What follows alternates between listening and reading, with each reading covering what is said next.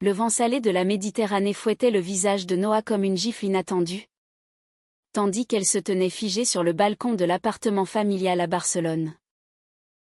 Jeanne, sa demi-sœur, venait de refermer la porte derrière elle avec un claquement sec, laissant planer dans l'air l'écho de ses mots assassins. « Tu crois que je ne sais pas ce que tu ressens pour moi ?» Pathétique. Et dans un geste fluide, presque théâtral, Jeanne avait arraché le collier que Noah portait depuis des années, un simple pendentif en argent gravé d'un cœur brisé, symbole de leur lien sororal tordu, avant de le jeter par-dessus la rambarde, où il avait scintillé une fraction de seconde dans le soleil couchant avant de disparaître dans les vagues en contrebas. Noah s'effondra à genoux, les larmes coulant librement sur ses joues, son cœur cognant comme un tambour de procession lors de la Semaine Sainte. Comment en était-elle arrivée là, à cet instant précis, où l'amour interdit qu'elle avait enfoui si profondément explosait en un chaos de cris et de regrets? Jeanne, avec sa grâce insolente et son hétérosexualité assumée, avait toujours été le soleil autour duquel Noah orbitait, une planète condamnée à l'ombre. Mais ce soir-là, sous le ciel indigo de la Costa Brava, tout bascula. Les rues de Barcelone bruissaient en contrebas, un mélange enivrant d'accords de guitare flamenco et de rires d'amoureux attablés aux terrasses. Noah, 25 ans, avait grandi dans cette ville de contraste, où les mosaïques de Gaudí côtoient les ruelles sombres du Bari gothique, et où les secrets de famille se murmurent comme des prières à la Vierge de Montserrat. Fille d'un père catalan volage et d'une mère française exilée pour des raisons qu'on ne nommait jamais un amour raté. Peut-être. Ou une fuite devant les conventions. Noah avait hérité d'un tempérament mélancolique, teinté de cette sensibilité exacerbée que les Espagnols appellent duende. Ses cheveux courts, qu'elle coupait elle-même dans un rituel solitaire, encadraient un visage aux traits fins, presque androgyne, avec des yeux verts qui semblaient toujours porter le poids d'un océan intérieur. Jeanne, de 2 ans son aînée, était l'opposé parfait, une tempête incarnée, avec sa chevelure noire qui dansait comme les vagues de la mer Noire, et des lèvres qui s'étiraient en un sourire capable de désarmer les plus farouches. Issue du second mariage de leur père avec une Andalouse fière, Jeanne avait apporté dans la maison familiale un vent de passion et de chaos. Hétérosexuelle jusqu'à la moelle, elle collectionnait les amants comme des coquillages sur la plage de Sitges. Mais c'était Noah qu'elle gardait prisonnière dans son orbite, avec une cruauté subtile, presque inconsciente. Depuis que Jeanne avait découvert, par hasard, un soir d'ivresse lors d'une fête au Poble Sec, les sentiments de Noah pour elle, un baiser volé dans l'ombre d'un olivier, un regard trop longtemps retenu, elle en avait fait une arme. Une arme qu'elle brandissait tous les jours, sous couvert de complicité sororale. Ce n'était pas de la violence physique? Non, Jeanne n'était pas ce genre de monstre. C'était pire, une manipulation émotionnelle, un abus psychologique qui rongeait Noah de l'intérieur comme l'acide sur le marbre. Chaque matin, au réveil, Jeanne entrait dans la chambre de Noah, encore ensommeillée, et s'asseyait au bord du lit avec ce sourire en coin. « Ma petite lesbienne préférée », murmurait-elle d'une voix mielleuse, en caressant du bout des doigts la joue de Noah, effleurant presque ses lèvres. « Tu sais que je t'aime. Hein. Mais pas comme ça. Jamais comme ça. » Et Noah, paralysé par le désir et la honte, hochait la tête, avalant ses larmes comme un poison doux. Les journées s'étiraient en un rituel pervers. À la table du petit déjeuner, sous les yeux indifférents de leur père, un architecte distrait, plus amoureux de ses plans que de ses filles, Jeanne taquinait Noah avec des anecdotes sur ses conquêtes masculines, décrivant en détail les courbes des corps, les gémissements, les étreintes fiévreuses. Tu imagines, Noah, si tu étais un garçon, peut-être que Et le rire de Jeanne fusait, cristallin, tandis que Noah serrait sa tasse de café si fort que ses jointures blanchissaient. L'après-midi. Lors de leurs promenades obligées le long de la Rambla, Jeanne accrochait son bras à celui de Noah, feignant l'innocence. Mais ses doigts s'attardaient, pressaient juste assez pour allumer en Noah un feu qu'elle ne pouvait éteindre. « Tu es si sensible, ma chérie, » susurrait-elle. « C'est ce que j'aime chez toi.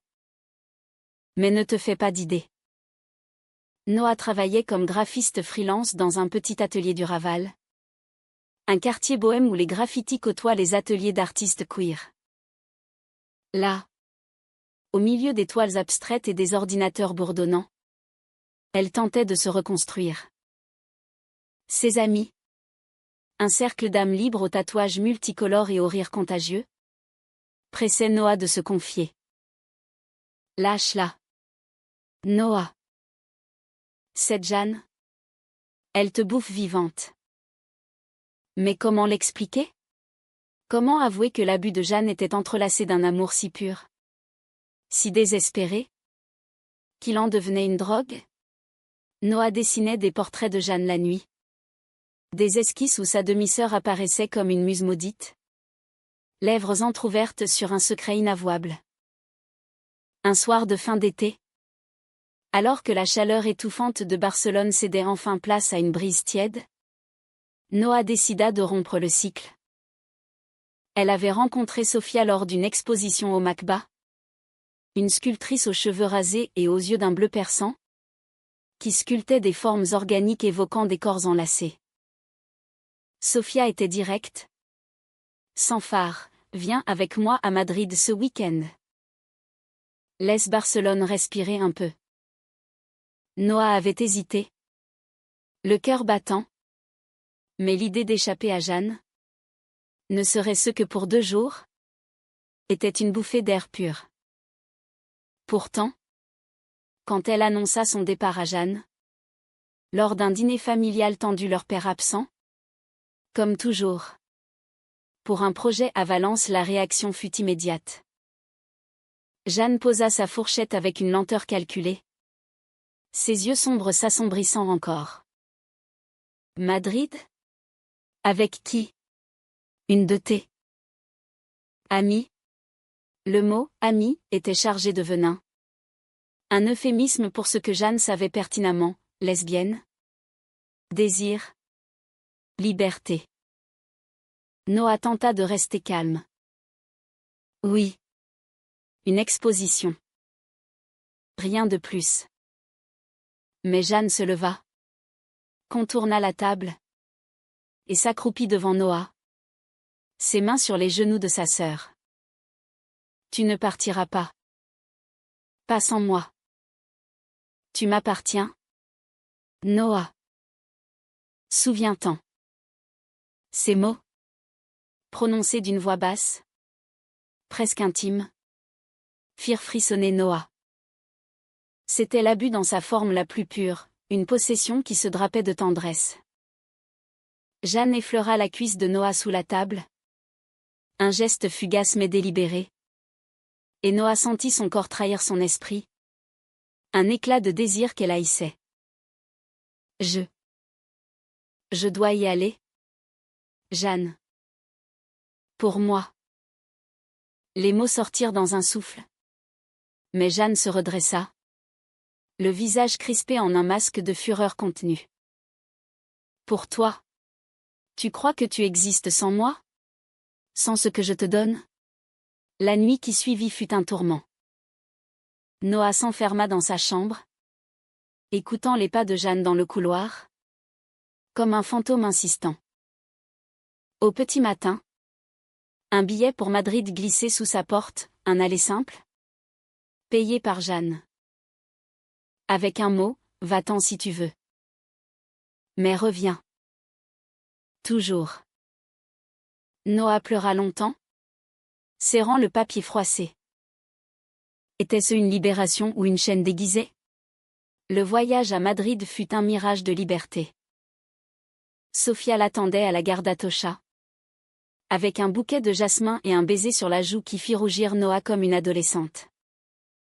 La ville, avec ses plazas animés et ses fontaines chantantes, offrait un contraste bienvenu à l'oppression barcelonaise. Elles déambulèrent dans le retiro, main dans la main, un geste anodin pour Sofia. Mais pour Noah, une révélation. Parle-moi d'elle, demanda Sofia un soir, alors qu'elle sirotait du sangria sous les guirlandes lumineuses d'un bar du Malazana. Noah hésita.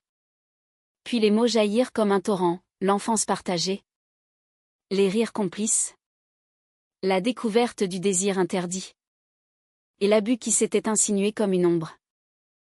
Sofia écouta sans juger, ses doigts traçant des cercles apaisants sur le dos de Noah. C'est de l'amour toxique. Noah. Elle te garde captive parce qu'elle a peur de te perdre. Mais toi, tu mérites plus. Ces paroles, simples et vraies, fissurèrent quelque chose en Noah. Pour la première fois, elle vit Jeanne non comme une déesse intouchable, mais comme une femme blessée, peut-être jalouse de la liberté que Noah osait rêver.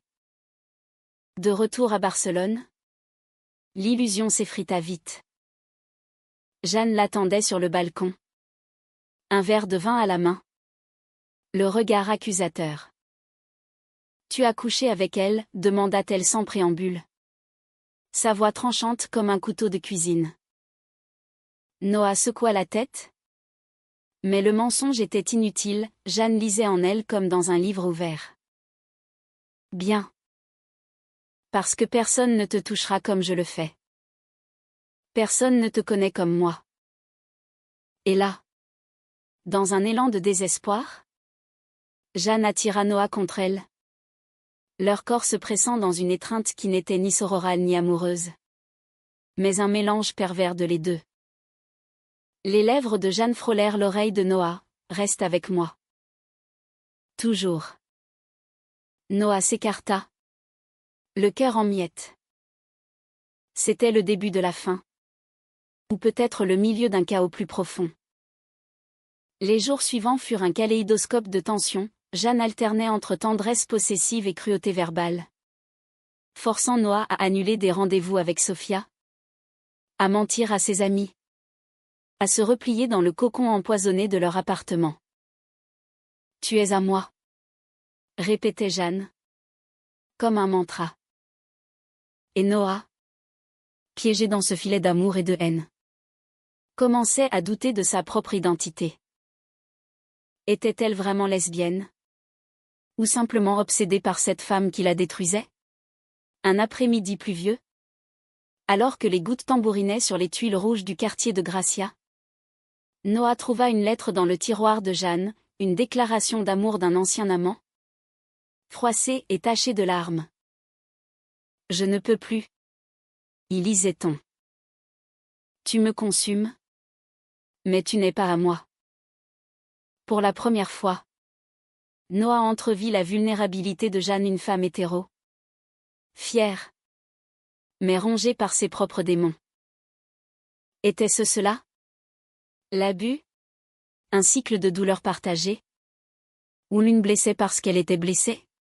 Pourtant, la révélation ne libéra pas Noah, elle l'enchaîna davantage.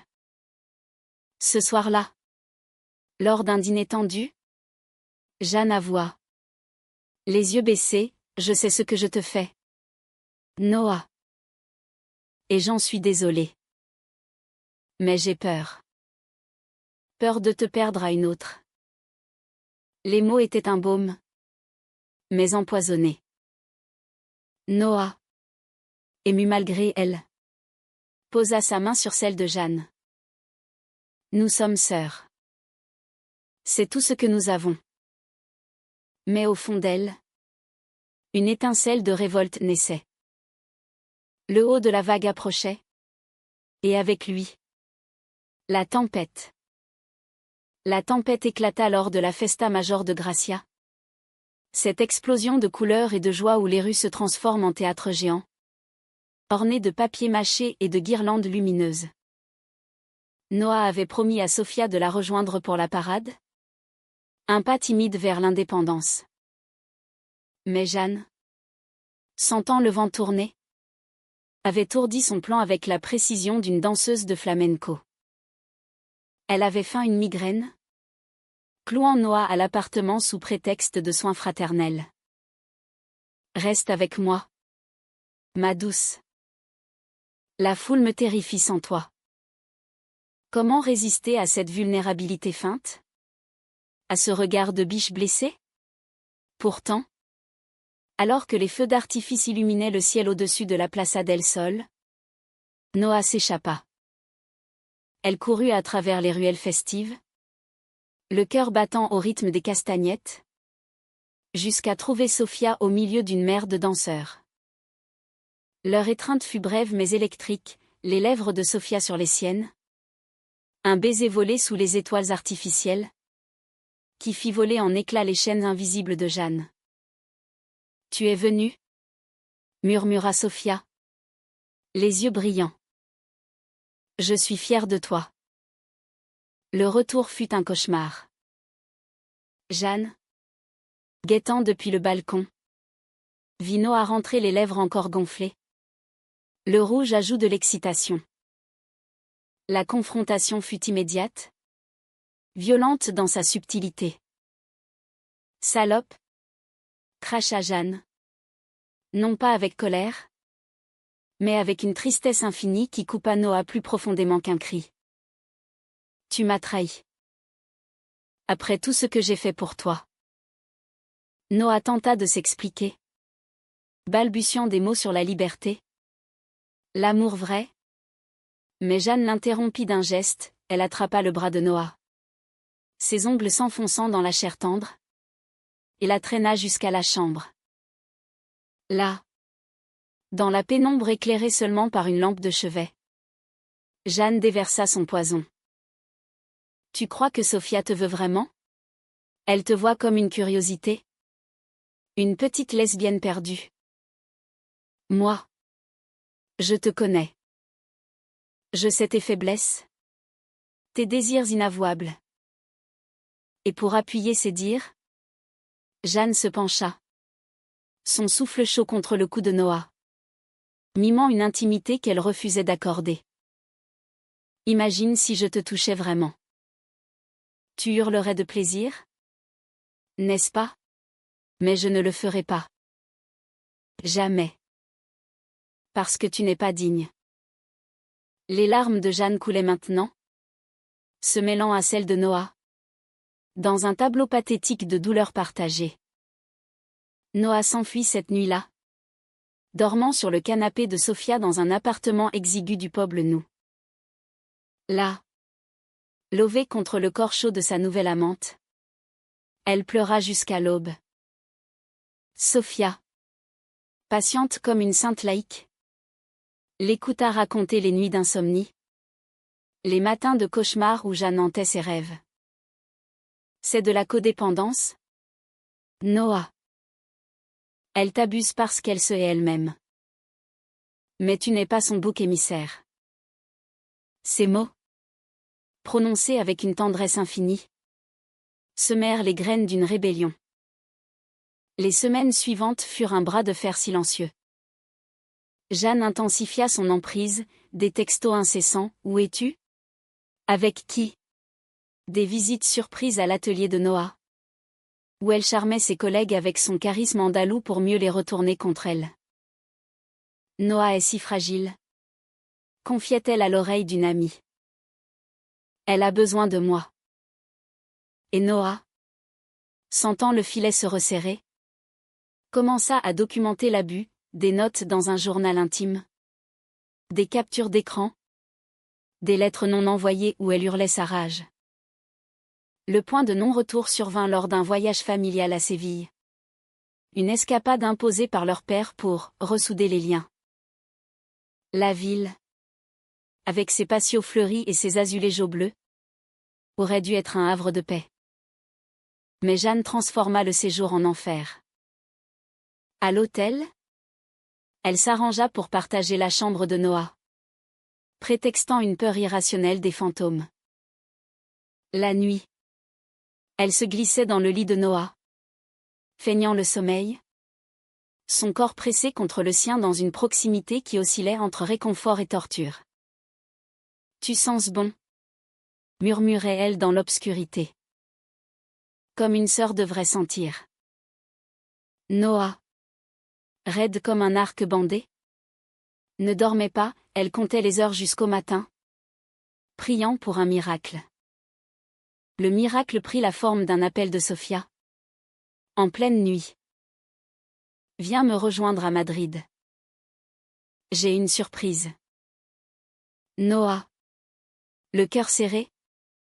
Se leva sans un bruit. Empaqueta une valise hâtive et s'éclipsa par la fenêtre. Descendant par l'escalier de service comme une fugitive. À la gare. Sous la lune andalouse. Elle pleura pour la dernière fois sur Jeanne non par amour, mais par pitié pour la femme brisée qu'elle devinait sous le masque. Madrid l'accueillit comme une amante généreuse. Sofia l'emmena dans un atelier secret, où une sculpture les attendait, deux figures entrelacées. L'une tendant la main à l'autre dans un geste de libération. « C'est nous », dit Sofia. « Ou ce que nous pouvons être. » Leur première nuit fut un feu d'artifice intérieur, des caresses hésitantes. Des rires étouffés. Des confessions chuchotées. Noah. Pour la première fois. Se sentit entière. Aimée non comme une ombre, mais comme une lumière. Mais Jeanne ne lâchait pas prise si facilement. Les messages affluaient. Reviens. Ou je dis tout à papa. Tes petits secrets lesbiens. C'était la menace suprême. Le chantage qui brisait le tabou familial. Noah, soutenu par Sofia, décida de confronter Jeanne lors d'un appel vidéo. L'écran de l'ordinateur comme un bouclier fragile. C'est fini. Jeanne. Ton abus. Tes jeux. Je t'aime comme une sœur. Mais je ne suis plus ton jouet. Jeanne. Le visage pâle sous le soleil barcelonais. Éclata en sanglots. Tu me laisses seule. Comment vis-tu sans moi? La révélation fusa alors. Inattendue comme un coup de tonnerre, j'ai toujours su. Noah. Et une partie de moi. Elle s'interrompit. Les mots suspendus comme une lame. Une partie de moi t'envie.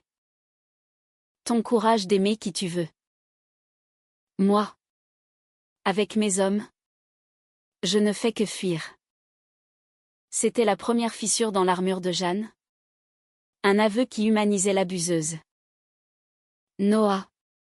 Ému malgré la douleur. Murmura, nous pouvons guérir ensemble. Mais séparés.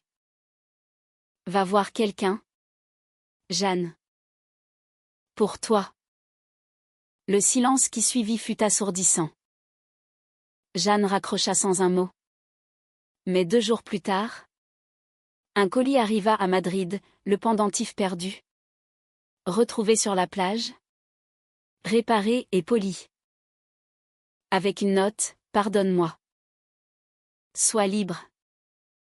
Noah pleura, serrant le bijou contre son cœur. Était-ce la fin de l'abus? Ou le début d'une rédemption? Pourtant, le doute persistait. De retour à Barcelone pour une visite prudentielle, Noah trouva Jeanne changée, plus calme, inscrite à une thérapie pour codépendance. Elles parlèrent des heures, non plus en ennemies, mais en survivantes. J'étais jalouse de ton authenticité, avoua Jeanne. Hétéro? Oui. Mais vide. Tu m'as montré ce que c'est d'aimer vraiment. Noah. Touché. Posa une main sur l'épaule de sa sœur. Et toi? Tu m'as appris à me battre pour moi. Mais la cicatrice demeurait. Lors d'une soirée aux bornes, Entourée d'amis communs, Jeanne présenta un nouvel amant. Un professeur d'histoire aux manières douces. Noah, au bras de Sophia, sentit une pointe de jalousie non romantique, mais résiduelle. Un écho de l'emprise passée. Ça va, demanda Sophia, serrant sa main. Noah sourit. Vrai cette fois. Oui. Pour la première fois. Le climax approchait pourtant. Sous une forme inattendue. Leur père, apprenant par un ami les tensions familiales, convoqua une réunion d'urgence dans la maison familiale, face à la mère. Là, dans le salon aux murs tapissés de photos jaunies Noah enfant, Jeanne rieuse. Un passé idyllique, les masques tombèrent. Jeanne, encouragée par sa thérapeute, raconta tout, l'abus, la manipulation, sa propre peur de l'abandon.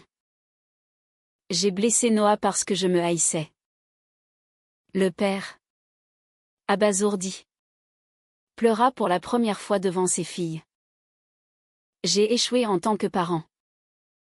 Pardonnez-moi. Noah, la voix tremblante, prit la parole. Ce n'était pas seulement toi, papa. C'était nous tous, piégés dans le silence. Mais aujourd'hui, je choisis la vérité. Je suis lesbienne, et j'aime Sophia. Et j'aime Jeanne, comme une sœur. Rien de plus. Les mots libérateurs flottèrent dans l'air, dissipant des années de poison. Jeanne, en larmes, serra Noah dans ses bras, une étreinte pure. Enfin. Sans sous-texte.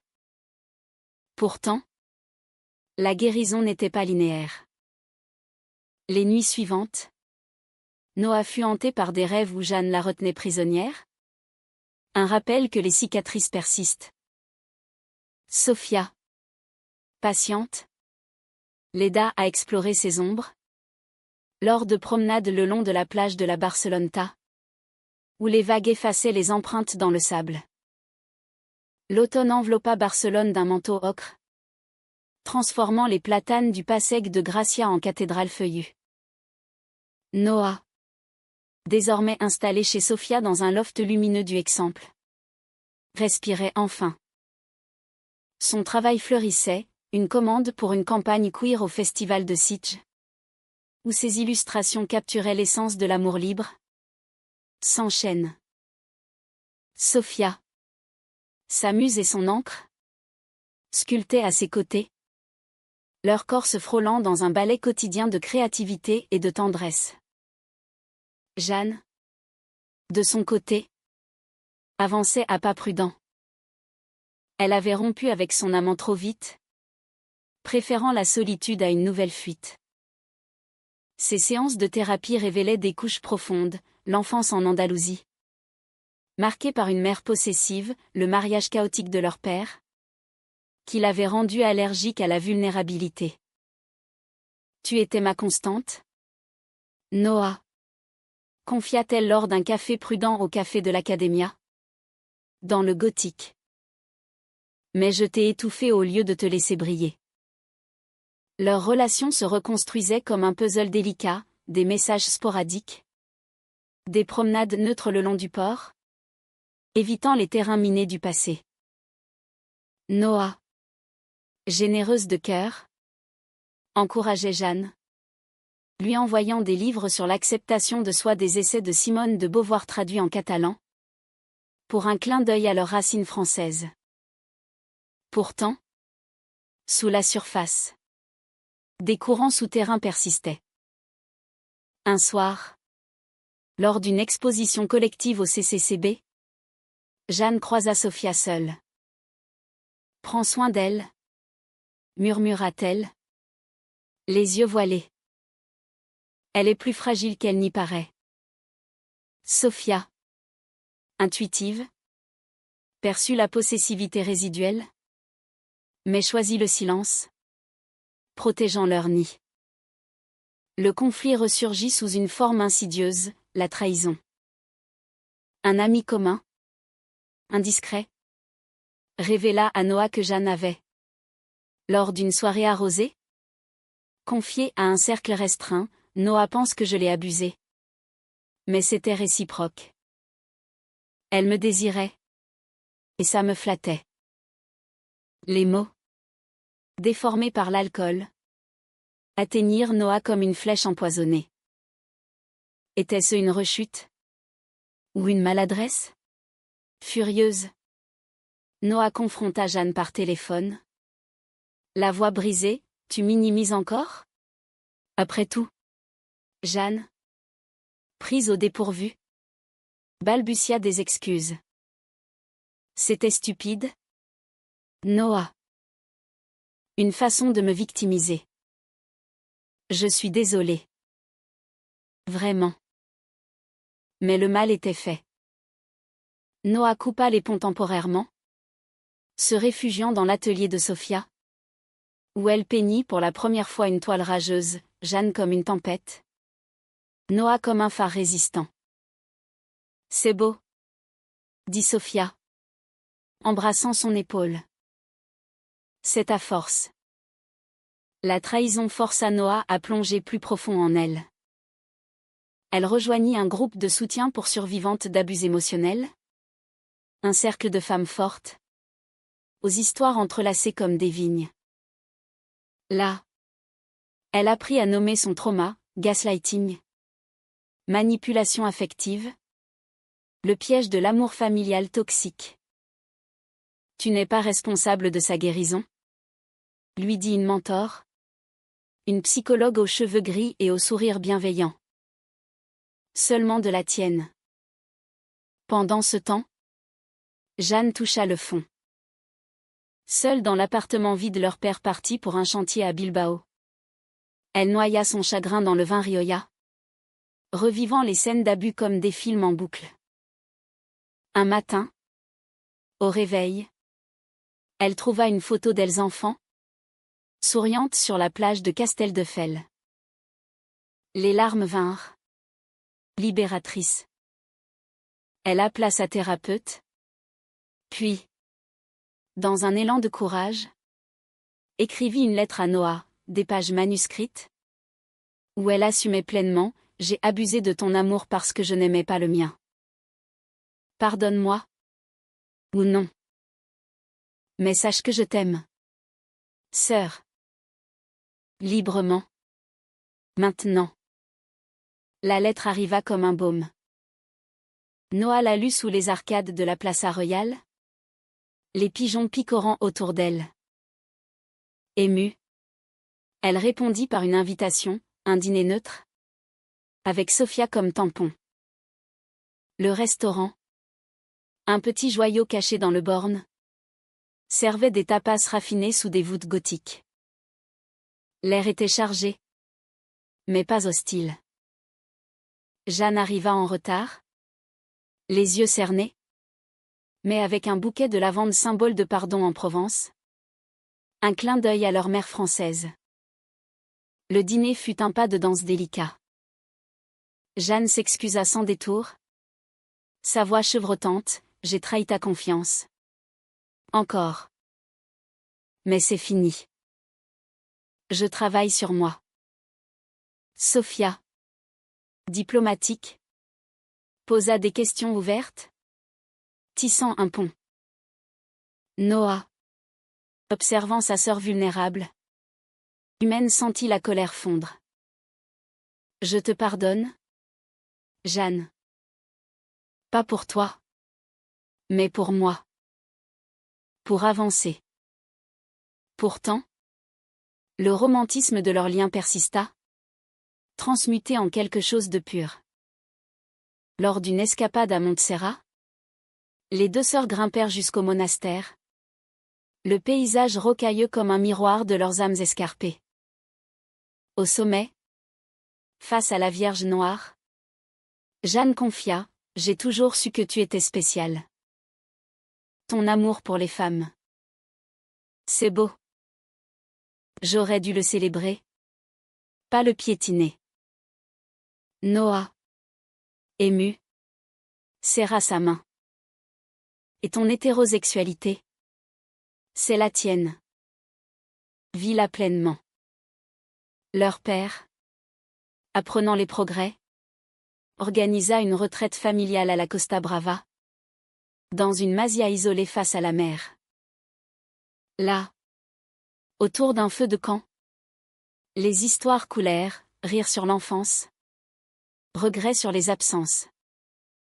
Noah parla de son coming out, de Sophia comme un phare.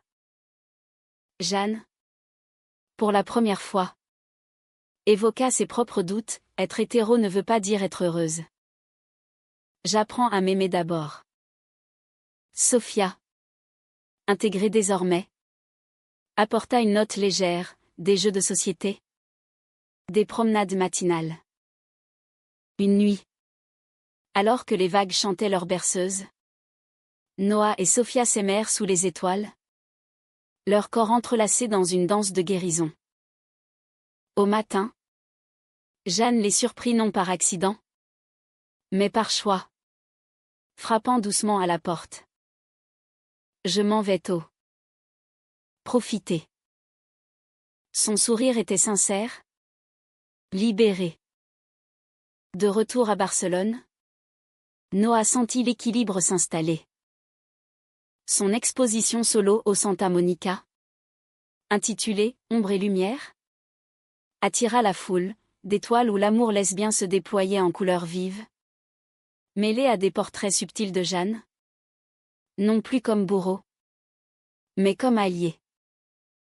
Lors du vernissage, Jeanne vint, seule, un verre de cava à la main. « C'est magnifique, dit-elle, les yeux humides. Tu es magnifique. » Leur étreinte, ce soir-là, fut fraternelle, un hug prolongé, chargé d'années rattrapées. « Merci de m'avoir supporté, » murmura Noah. Jeanne rit doucement. « Et merci de m'avoir forcé à changer. » Mais la vie, comme un roman français, réservait des rebondissements. Un appel de leur mère, la Française exilée, brisa la quiétude, elle revenait, après 20 ans, pour une visite. J'ai su pour Noah. Pour vous deux. Je veux aider. La nouvelle raviva d'anciennes blessures, mais aussi une lueur d'espoir. Ensemble, les sœurs préparèrent l'arrivée, transformant l'appartement en sanctuaire de vérité. La rencontre fut émouvante, la mère, élégante dans sa robe provençale, pleura en serrant Noah. Ma fille lesbienne, si courageuse. À Jeanne, et toi? Ma battante. Les jours suivants furent un tourbillon de confessions, de promenades au parc de la Ciutadella, où les secrets s'évaporèrent comme la brume matinale. Pourtant, l'abus passé n'était pas effacé. Lors d'une dispute mineure, Jeanne minimisant un retard, Noah sentit la vieille colère remonter. Pas ça, dit-elle fermement. On en parle? Ou on s'arrête?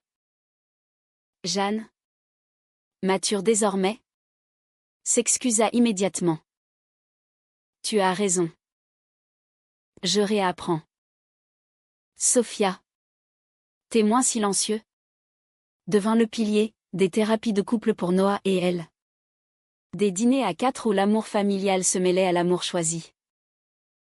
Noah écrivit un journal, qu'elle envisagea de publier une histoire anonyme d'abus sororal, pour aider d'autres âmes piégées. L'hiver approcha, avec ses pluies méditerranéennes, lavant les rues de Barcelone. Noah, marchant seul le long de la plage, sentit une paix profonde. L'abus de Jeanne avait été une tempête, mais elle en était sortie plus forte, aimante, entière. Le printemps ramena les amandiers en fleurs le long de la diagonale. Un tapis rose qui contrastait avec les ombres persistantes du passé.